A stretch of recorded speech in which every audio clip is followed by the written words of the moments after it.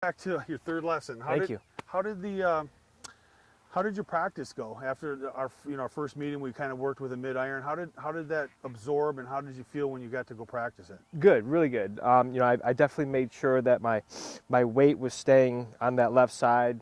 I like the drill where I drop back the foot a little bit. It could feel, that compressing. Okay, good.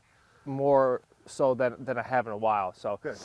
I definitely felt like I wasn't swinging off the ball, more rotation, and that drive down through the golf ball helped me to hit some better shots. So now, were you able to? I think you played in your league, and you played in competition over the weekend too, right? So you were able to kind of pre-shot routine, maybe not have a bunch of swing thoughts, but at least try to incorporate. Right. That, at least I thought stability, and to really compress the golf ball is really what my swing thought going into the day was. Okay. Stabilization and really try and hit down on it. Awesome. So, just the feedback you gave me, and then, we talked about the other things that you want to work on is you would like to try to figure out a way to make better contact with your approach shots. Yeah. We're talking 65, 70 yards, 80 yards.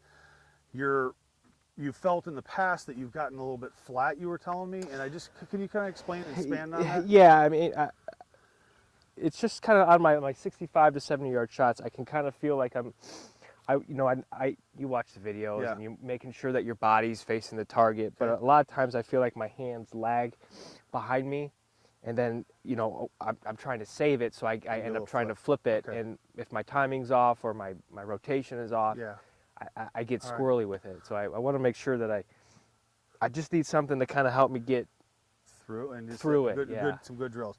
All right, so before we started here, I watched you hit a few balls, and I was kind of just snooping around behind you, and I was watching, and I said, you've got such an unbelievable swing, but it looks to me that I would say your three-quarter, half swing, you get a little flat sometimes, and it's simply, I think, what could be improved here, Jason, is not letting that golf club get to the inside on the takeaway.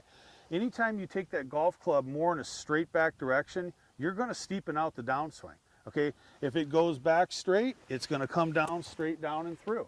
So the first thing I want to try here is I just want to have you kind of visualize. I see you got an alignment stake. This is great to practice with, but we're going to use this for a couple different things here. And I'm also going to incorporate maybe hitting the impact bag a few times. I really like the way that this makes you feel and gets those hands forward through impact.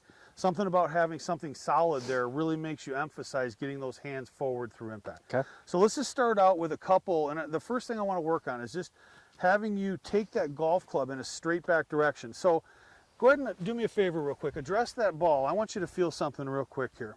So, we're taking the golf club back, which is considered on plane. The feeling that I like to have is just have that golf club go straight back up the plane. So when you get to, I would call this the 9 o'clock position, the golf club is pretty much parallel to your toe line. Then you continue to go up the swing plane. So let's just do that a couple times. This just is a kind of a straight back takeaway. Good. Awesome. And good. So let's just try that feeling on these shots here. Make sure that you've got that feeling of taking the club straight back.